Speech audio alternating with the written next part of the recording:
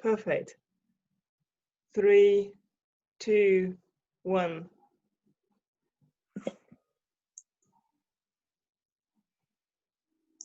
So play, game.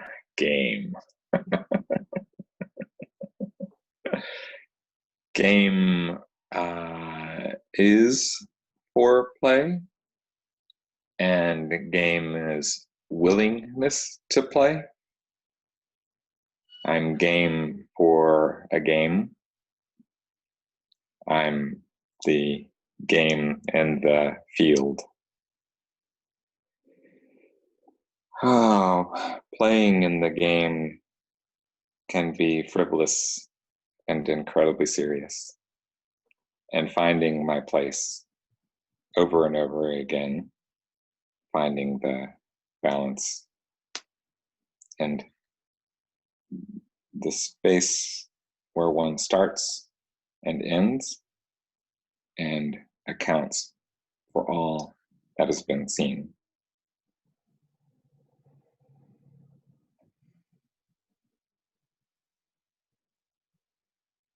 The game and the field, the willingness to be playful in our seriousness, to bounce around with very, very important ideas, but to let go of importance when it's necessary.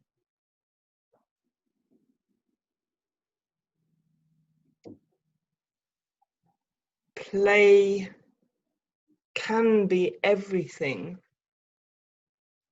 but it's also about being able and willing, not just willing.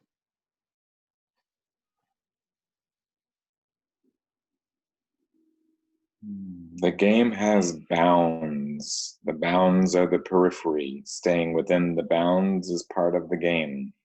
And yet finding those bounds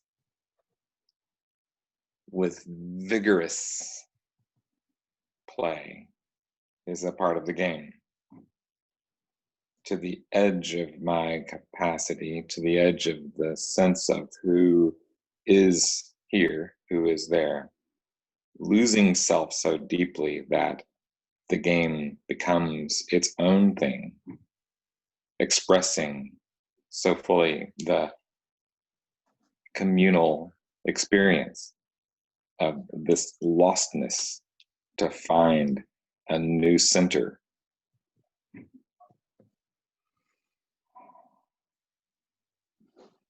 Win or lose, defeat or surrender.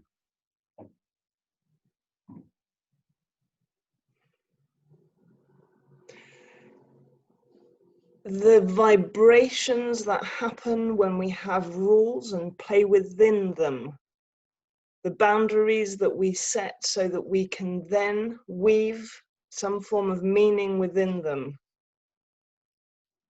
Art as a form of play, thinking as a form of play, interacting as a form of play, bouncing against our limits and pushing them wider open, sharing limits and bringing others into the limits of our game, constructing something between us so that the vibrations mean something further, something more. And the sense of struckness that game playing can be seen as a negative thing. Are you a player? Gaming the rules. That sense of the shadow of trying to skirt the issue, to avoid the loss, to play with the boundaries in a way that we lose the weave. And yet the weave finds us again. I love the Ouroboros way of weaving back around, wound and wound around the center of the objective, the subjective, the transjective wrestling to find the importance of what we do.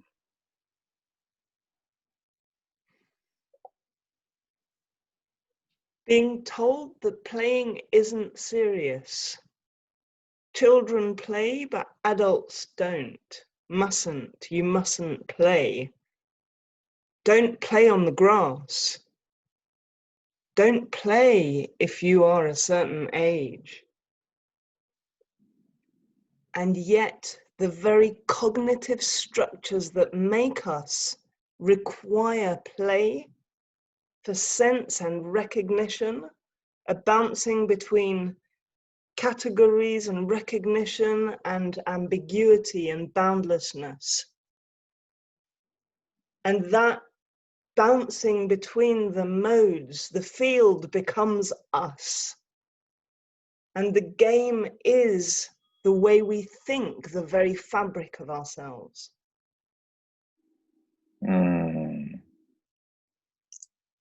Watching children play games and invent games incessantly. Let's pretend, let's do this. Here's this, the field, here's the goal, running back and forth, finding the in and out of this moment. How is it possible that we find a way to lose that vivaciousness of gaming, of living on the edge so fully that the self is lost, seems forgotten and eventually remembered, perhaps, hopefully not too late.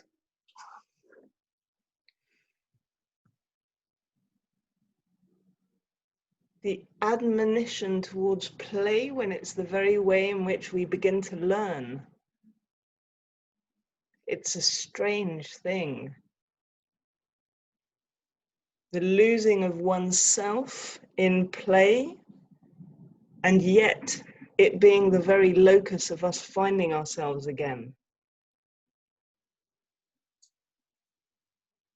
To pretend, to design, to construct, to build, to break, to just laugh.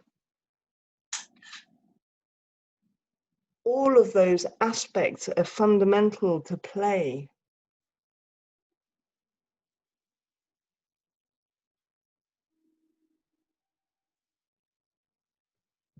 The game of everlasting childhood, finding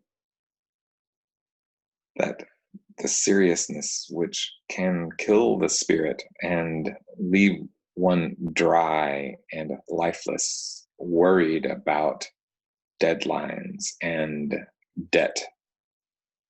And yet the memory that never am I more alive than when I find new reason to engage in something that didn't seem to be a game until I recognized it. This game of finding new play, of turning the whole deck of cards upside down, inside out, inventing anew. The weight of obligations, subsistence, reality, crushing the notion of play and the notion of self. Are the two compatible? And the idea of winning keeps coming back. Winning and losing as languages of the game, but that really are not part of the game. They're part of power structures. The game for itself is about learning and pushing. And yet so many weights of life seem to crush that very need to find ourselves and the playfulness at the heart of it.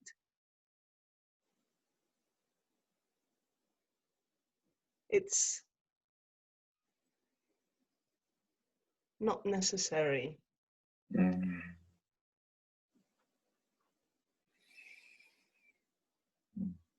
As usual, just as it's getting good. I